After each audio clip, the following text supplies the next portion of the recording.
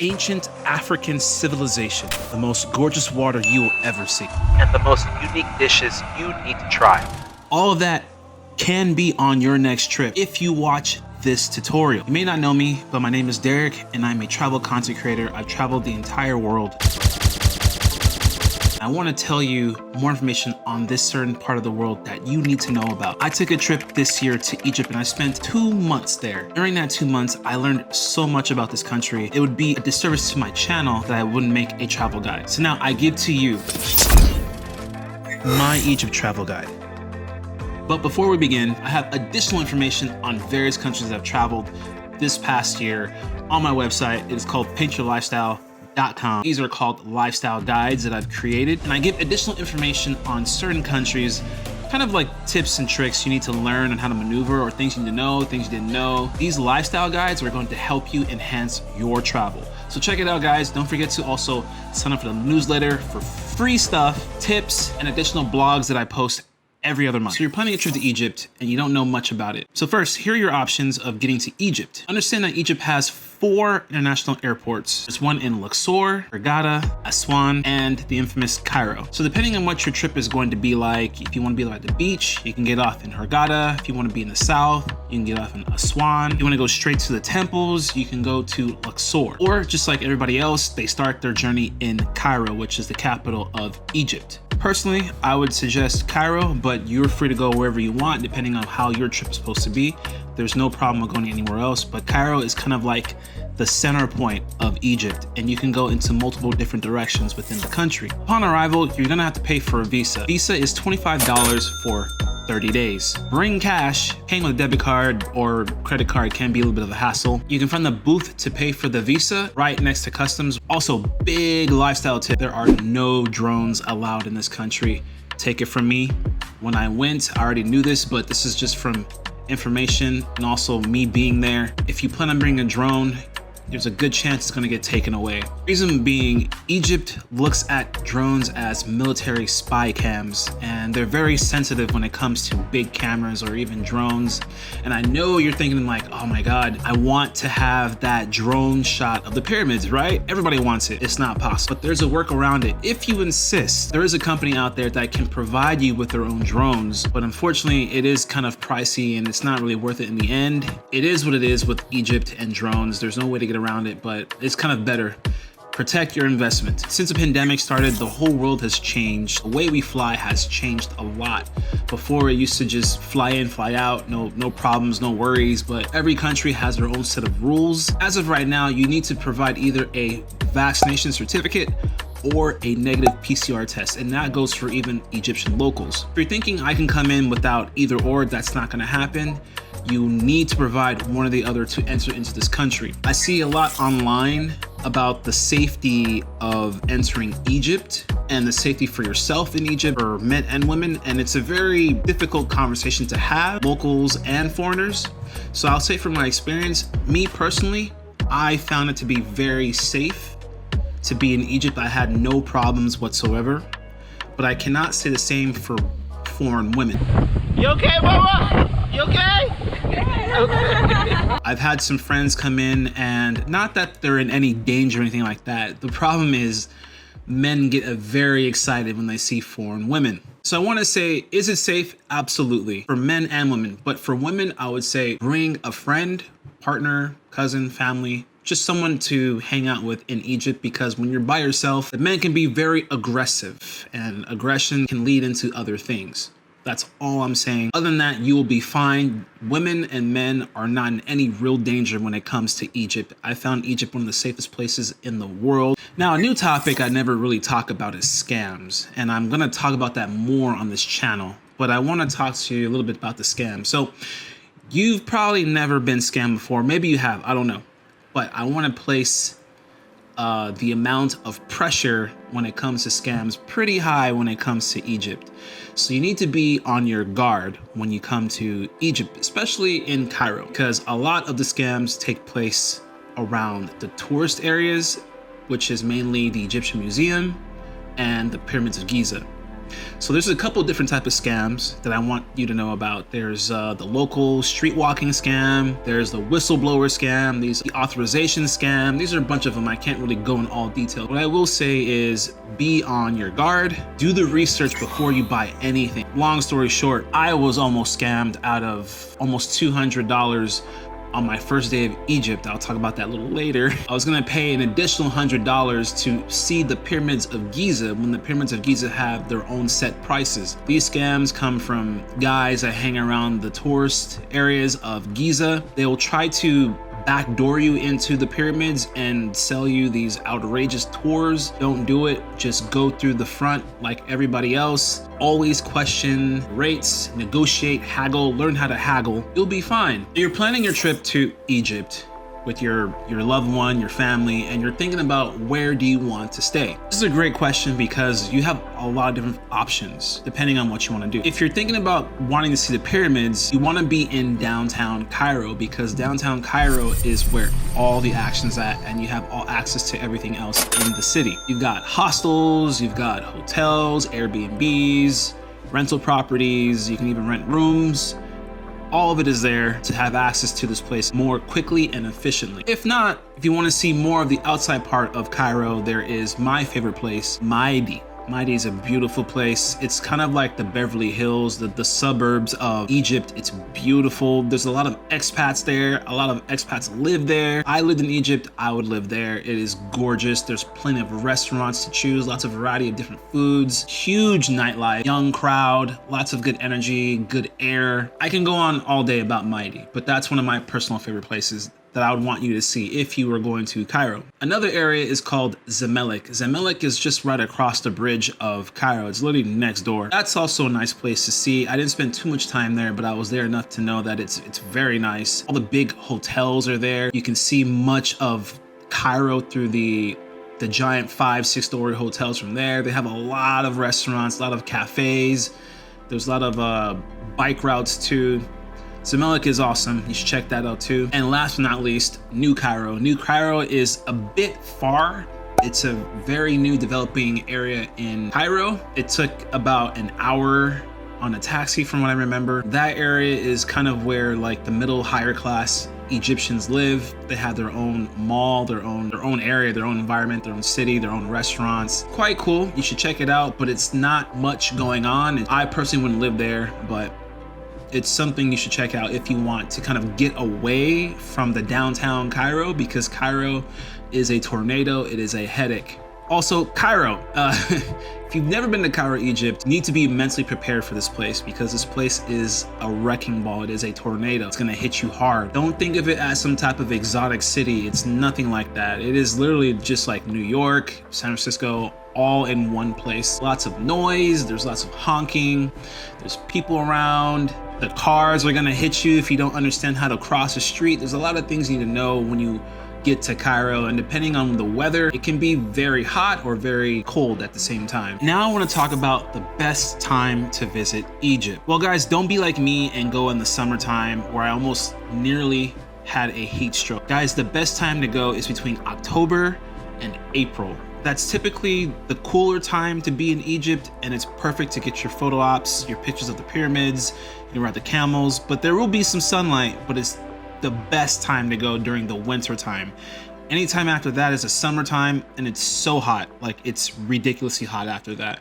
Getting around is not too hard to understand. You actually have quite a few options. So my favorite is Uber. Uber is actually available in Egypt. Order it in Cairo, Alexandria, the south not so much, but mainly like the main hubs of Egypt, which is kind of like Alexandria and Cairo. I think Hurghada too, maybe, I'm not quite too sure. If not, you can always order a taxi. Taxis are cool. It's always gonna be inexpensive to order a Uber versus a local taxi. If you don't feel like doing that, you can take the local bus depending on where you wanna go. I personally took a Uber everywhere. Like I took Uber everywhere. It was super inexpensive. It was like a couple dollars to take me from one end of Cairo to like New Cairo, like high $7 for like an hour trip. It was crazy. If you are planning to travel outside of Cairo, neighboring cities, Alexandria, Luxor, there is a transportation called GoBus. You want to take this transportation all over. Super inexpensive, super convenient, and it will take you anywhere you want to go within Egypt. Once you're settled in, it's probably your first night, you're thinking, what do you want to eat? What Egyptian food do they eat? For someone like me that's never even been there before, I had no idea what to eat over there. But let me tell you guys, they've got some unique food that I personally did not connect with, but I'm gonna tell you my favorite dishes in Egypt that you should definitely try. So starting off with tamaya, shari, shawarma, kebab, and pigeon. Pigeon, yes, they definitely eat pigeon. It's pretty good. They just bite the head off, just Horashi. These are all really great dishes. Egyptian food is unlike any other food in Africa that I've tried. It's more Middle Eastern, not so much African. They have like a lot of different varieties of like kebab meat, chicken, pigeon, very Mediterranean, also Greek at the same time. So it's a mixture of like Mediterranean food, North African food. It's a mixture like that. Desserts and appetizers, baba ganoush, ashi, sarah, and my personal favorite dessert, zalabia. It's like, think of like a donut hole, a fried donut hole, right? Are you with me? A fried donut hole. You can put sugar, powder, syrup, honey, strawberry syrup on top. Just eat it like that. So good. I had it in Dahab. It was great. You can find it in downtown Cairo too. It is amazing. Shawarma, koshari, it's a mixture of, you've heard of shawarma, right? Obviously. Koshari is like a dish with like a lot of different noodles, meats, rice. Very good. It's very tasty. It's everywhere. You can find it, and it's very economic, inexpensive, and it's definitely worth a try. If you're not able to consume this food, it's no problem. There are like fast foods, McDonald's, KFC is huge in Egypt. I don't know why. I don't make the rules, but if you're not too comfortable with eating Egyptian food, that's okay. There is a lot of fast food outside of the area in kind of the middle class areas, or even downtown. You can find like KFC, McDonald's, Burger King, all that. How much should you bring to Egypt on your trip? Well, it depends. Are you gonna be there for a week, 2 weeks? Are you gonna be doing some luxury stuff? For me, what I took can be different from your trip. My experience will be different from yours. What I brought was $1,000. During my trip in Egypt, I had a budget of $1,000 for every country that I went to. When I was there for 1 month, it did not exceed $1,000. If you wanna really like have a great time, you can bring more than that. But if you're worried about like not having enough or having too little or having too much, having $1,000 can get you anything you want in Egypt for 1 month, because that's how much I spent. That's how much I was living off of. Transportation, food, accommodation, everything that I needed was within the $100 bracket. So this part is kind of like the meaty part of the entire travel guide. The destinations, where you need to see, where you need to be, what you need to do when you get to Egypt. So starting off, obviously you guys see the pyramids of Giza.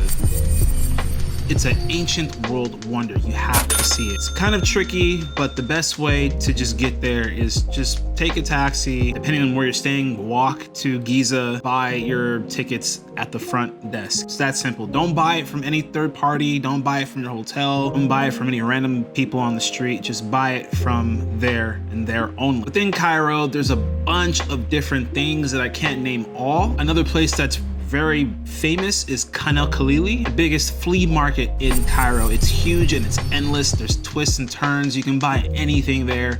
The coolest thing is you can also buy custom cologne. That's what I did. Last but not least, in Cairo, you want to see the Egyptian Museum. As of right now, it's been going under maintenance because there's a new one that they've been building for the past year. It's supposed to be the biggest museum in the world, the brand new Egyptian Museum, and it's right next to the pyramids of Giza. So make sure you see those three when you get to Cairo.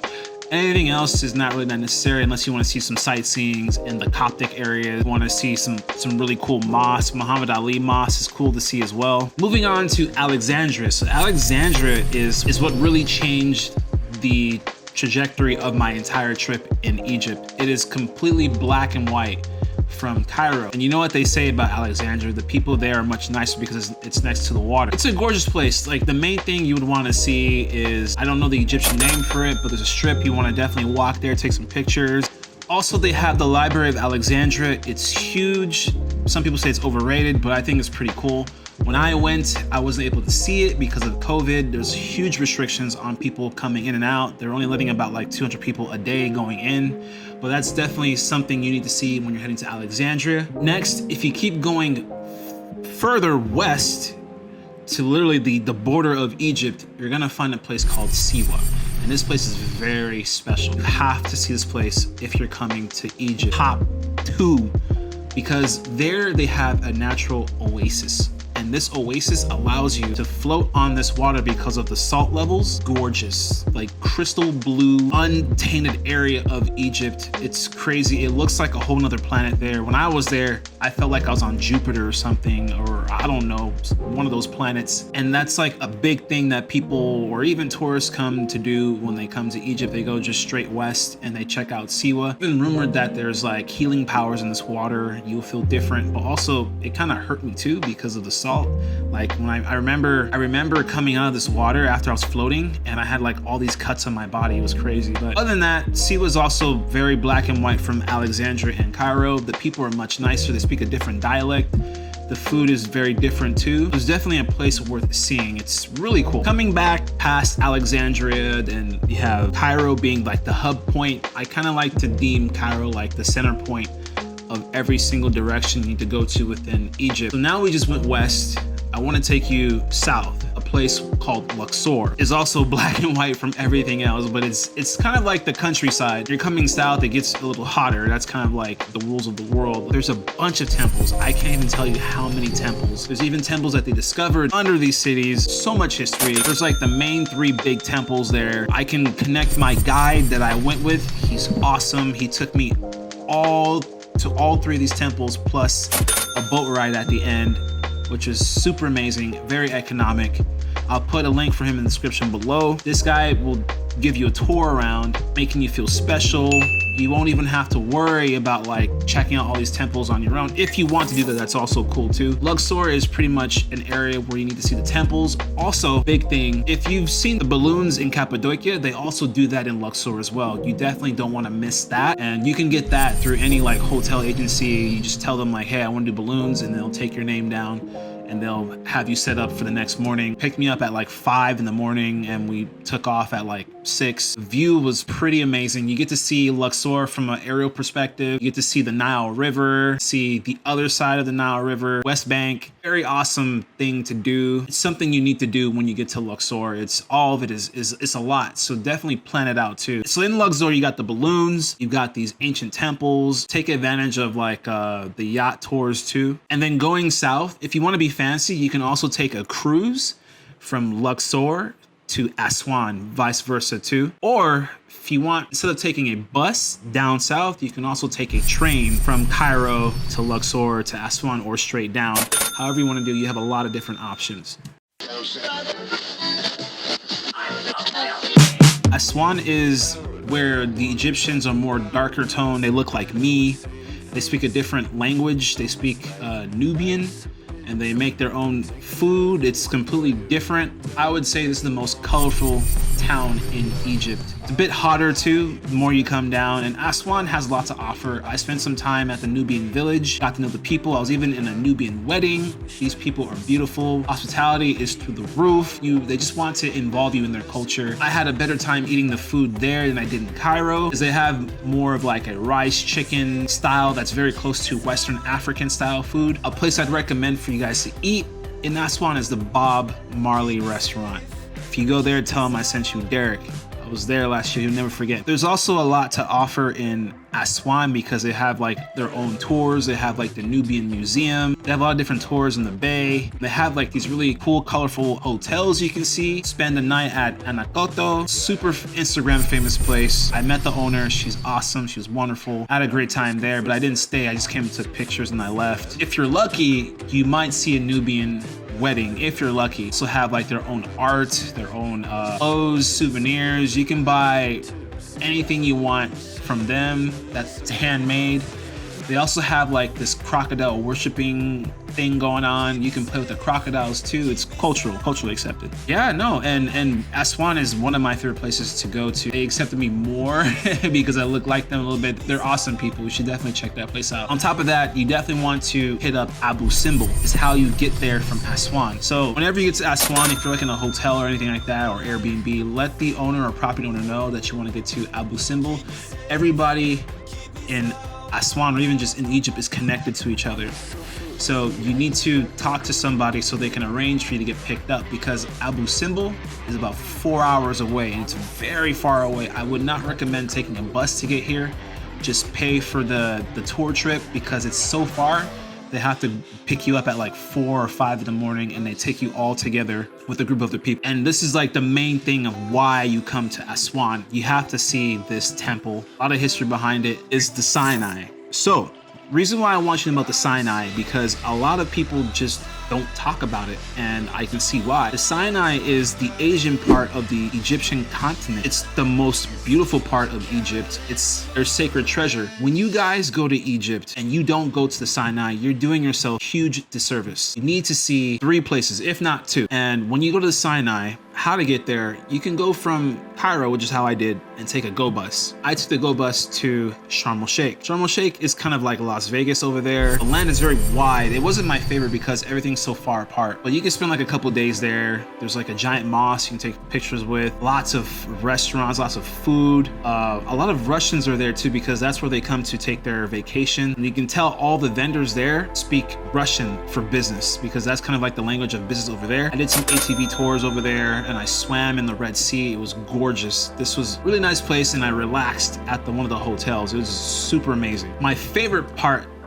of the Sinai that I want you to know that people don't talk about as much is called Dahab. Dahab is an oasis. It is beautiful. All the above. You need to see Dahab. You need to spend at least a week there. But here's the thing about Dahab. When you go to Dahab, people don't ever leave. That's kind of the thing about Dahab, because it's so beautiful. I compared Dahab to Mexico, Tulum, actually. That's the closest I can really compare it to. It has its own vibe. They have like a yoga center. They have meditation meetings in the morning, even in the evening.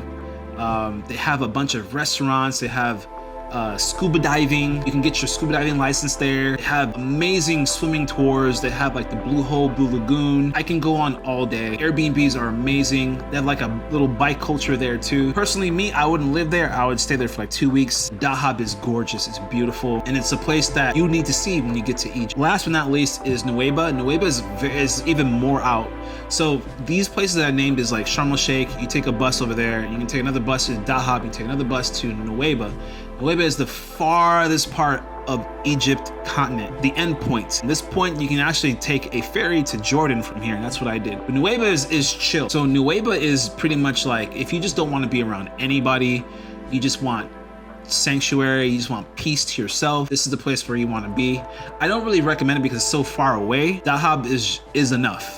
But that's really all I can really say about Nuweiba. Definitely check those first 2 areas out in the Sinai, because the Sinai is a gift. When you go to the Sinai, make sure you have your passport, all your information, because there's checkpoints between the rides when you're going to the Sinai. But that is it, guys. That's all I wanted to tell you. I hope you guys learned something. I hope you're geared up and you're ready for your next trip to Egypt. That is all the information I have for you guys. Guys, if you like this video, give me a thumbs up. It definitely helps my video grow. Also, join the Patreon, guys. I'm building community, travel, and like-minded viewers like you. If you have any questions, let me know in the comments below. I'm gonna get out of here, and I'll see you on my next travel guide. Guys, take it easy. Peace.